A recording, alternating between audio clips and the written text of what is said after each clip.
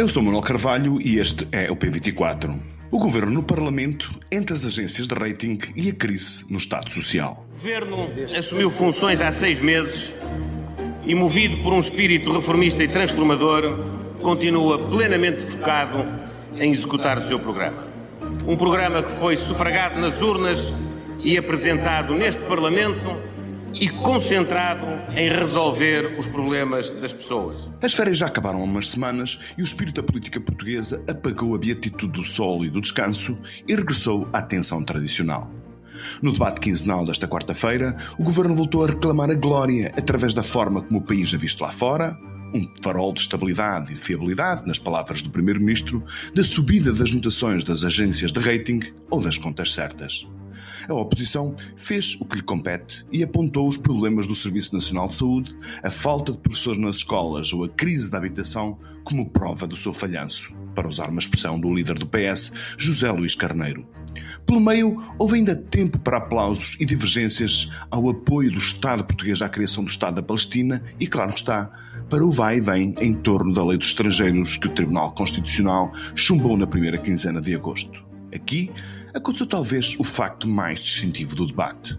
Se o Governo e o Chega deram as mãos para aprovar a lei, agora apresentam-se de costas voltadas nas alterações que são necessárias para contornar o veto do Tribunal Constitucional. O interesse neste tipo de debates encontra-se muitas vezes mais no estilo do que na substância. O debate desta quarta combinou os dois. Entre o estilo desabrido de André Ventura e o registro ponderado dos restantes líderes parlamentares ou partidários, vai uma grande distância.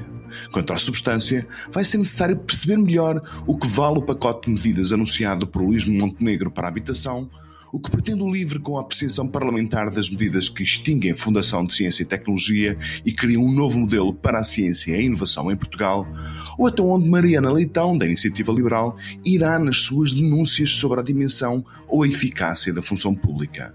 No meio de tudo isto, vale também a pena ler nas entrelinhas e tentar perceber com que linhas se cruzará o orçamento do Estado que está prestes a ser apresentado. Para analisarmos o que se passou, contamos hoje com a participação neste episódio do P24 de David Santiago, editor de Política Nacional do Público. Este é o P24 e o seu dia começa aqui. David Santiago, muito obrigado por vires ao P24. Nesta questão do debate quinzenal, ou seja, do regresso dos debates quinzenais à Assembleia da República, no caso concreto desta quarta-feira, o que é que te pareceu ser mais importante, ou se quiseres, mais interessante de sublinhar? Neste tipo de debate, e já agora uma nota, é o primeiro debate quinzenal desta legislatura, mas de facto o Primeiro-Ministro já tem estado no Parlamento, pelo menos até antes das férias de verão, com o debate do programa do Governo e também numa outra ocasião que agora não me consigo recordar, mas já é para aí a terceira vez que ele está no Parlamento. E, portanto... Sim, mas eu referia-me, portanto, o regresso das férias, não é? Sim, eu percebi, mas era já agora para dar esta nota de contexto. Isto porquê?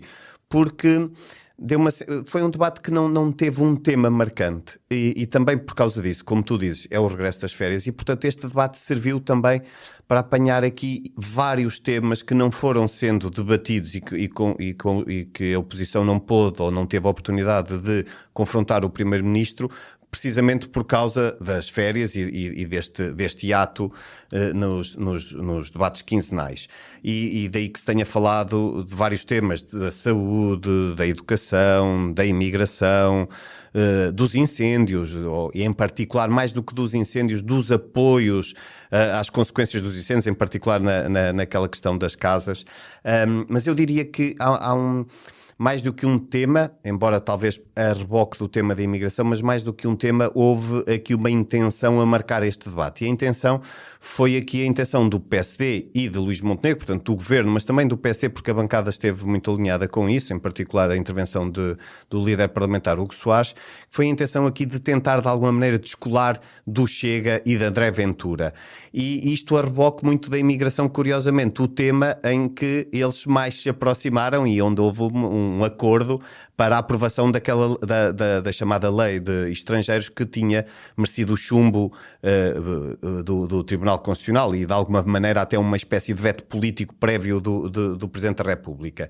E eu acho que esse foi o principal tema, e sobretudo aqui eu achei interessante com Luís Montenegro, no fundo a dar aqui uma espécie de lição democrática a André Ventura, porque André Ventura a criticar muito o governo, porque hoje apresentou de facto aqui alguns recuos nessa legislação, precisamente para corresponder ao veto. Mas o que é que te parece que notou-se em vários momentos? Eu estou de acordo com a tua leitura. Essa para mim também foi a nota mais importante deste debate. Mas notámos André Ventura em vários momentos num registro um pouco mais agastado até do que aquilo que costuma ser, portanto, o seu costume.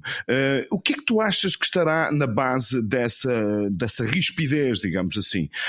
Será mais o facto de o governo ter mudado a lei, portanto, ter tentado responder e acolher as críticas do Tribunal Constitucional, ou foi o facto, portanto, de o governo ter decidido mexer na lei sem ter dado qualquer tipo de conhecimento prévio, ou sem ter tentado negociar previamente com André Ventura e com o Chega? Eu acho que é um bocadinho de tudo isso, não é? E também, mais ainda, o facto de estarmos na antecâmara de eleições autárquicas e de também ele próprio, entretanto, há uma semana ter anunciado a sua candidatura presidencial, que servirá para tentar consolidar o eleitorado do Chega e, se possível, até aumentá-lo. E, portanto, nesse sentido, essas críticas vejo-as como uma tentativa de desgastar o Primeiro-Ministro, mas, sobretudo, uma tentativa de afirmar a política muito à direita, se quisermos, ou muito à extrema-direita do Chega nesta matéria em particular,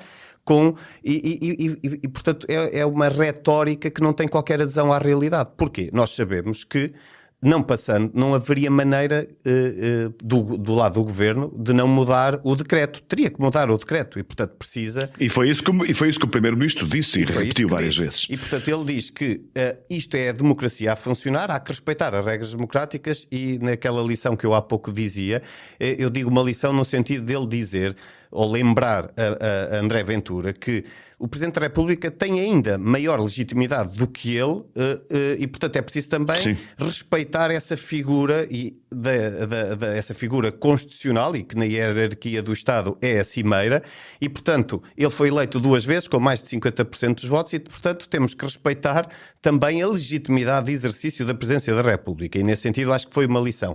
Eu concordo com aquilo que diz, acho que de facto, Ventura pareceu um pouco ainda mais agastado, mas este é o seu estilo. E num contexto pré-eleitoral ele tende a gritar mais, a falar mais alto e a dizer coisas às vezes ainda mais inauditas, se quisermos, naquilo que é uma lógica democrática normal. E, portanto, nesse sentido, eu acho que é André Ventura a marcar território e nada mais do que isso. Tu achas que depois desta discussão, desta conversa às vezes um pouco amarga, de parte a parte entre Luís Montenegro e André Ventura, tu achas que ainda há possibilidades, portanto, desse acordo entre o Chega e os partidos que apoiam o governo para aprovar a lei da nacionalidade? Tu achas que esse acordo ainda tem caminho ou terá acabado depois daquilo que aconteceu no Parlamento esta quarta-feira? É difícil antecipar, porque o governo está sistematicamente a dizer que está a planar entre a direita e a esquerda e que não tem um parceiro preferencial, mas depois em matérias muito importantes, como estas das leis da imigração, e só que um reparo, neste caso estamos a falar da lei de estrangeiros e não da nacionalidade, a discussão foi tirada para outubro, eu diria até que o processo orçamental dificilmente permitirá que seja antes de terminado o processo orçamental no final de novembro, e, portanto, acho que é um tema que até ficará mais para o final do ano, início do próximo. No caso desta lei de estrangeiros em concreto, é também difícil de compaginar aquilo que diz André Ventura e aquilo que hoje sinaliza Luís Montenegro, é difícil compaginar isso com um acordo entre os dois partidos. Agora, o governo está também um pouco aqui nas mãos do Chega, porque sem o Chega não consegue aprovar esta matéria, porque dificilmente conseguirá o apoio do Partido Socialista a uma medida que ainda assim continua bastante restritiva daquilo que são os direitos dos cidadãos estrangeiros que estão a trabalhar ou que vêm ou que querem vir trabalhar a Portugal, e sobretudo também que embora no reagrupamento familiar há aqui já um recuo bastante substancial do Governo, e aí Sim. talvez mereça a concordância do PS, ou pelo menos se aproxime daquilo que o PS admitiria. Eu não consigo especular muito sobre isso, acho que... porque há uma coisa que é a retórica, não é? E nós sabemos que tende a haver maior radicalização quando estamos numa discussão no plano retórico, e que tende a haver um maior pragmatismo quando estamos no plano da discussão, digamos assim, à porta fechada, da negociação dita, da negociação direta bilateral. E, portanto, nessa negociação bilateral, o Chega também poderá ter aqui, se quiser, ver uma medida uma lei mais restritiva do que aquela que existe hoje, também terá que ceder, porque, lá está, são as regras da democracia. E, se calhar, Luís Montenegro foi isso que quis dizer a André Ventura, que é: se queremos uma legislação mais restritiva, vamos ter que negociar e ceder, porque, lá está, enquanto o Presidente da República existir um Tribunal Constitucional, nós não temos aqui livre trânsito para fazermos o que quisermos. Obviamente que as declarações de André Ventura, e o público fez um trabalho recentemente sobre isso, indiciam que ele tem uma relação muito complexa com aquilo que é a separação de poderes e aquilo que é a independência, embora ele diga muito que respeita a independência dos tribunais, mas respeita pouco, por exemplo, agora a independência do Tribunal Constitucional.